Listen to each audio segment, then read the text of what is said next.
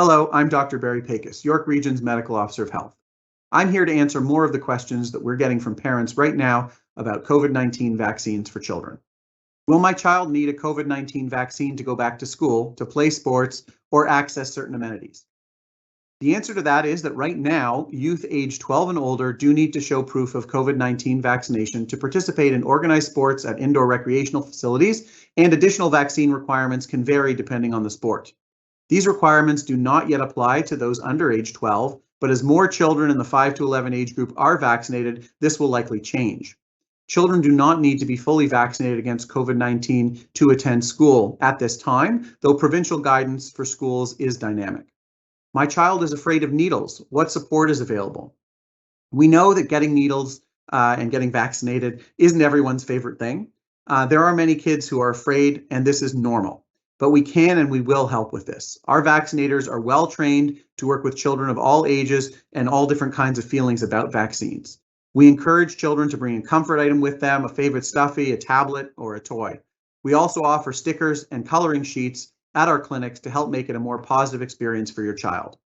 As parents ourselves, we know that every child is different, and we want you to take your time and to talk to our staff about your questions. We also encourage you to have an age-appropriate conversation about the process before you come to the clinic.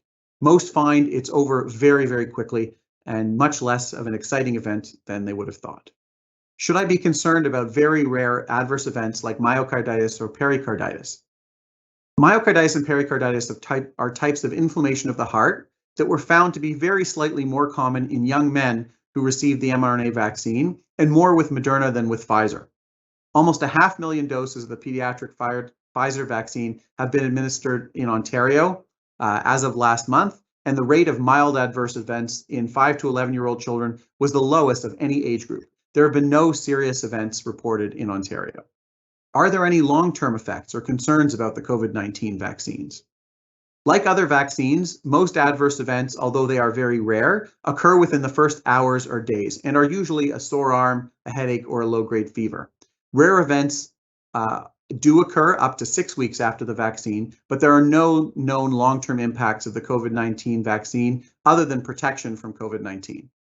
How do I know if my child has a cold or if they have COVID-19?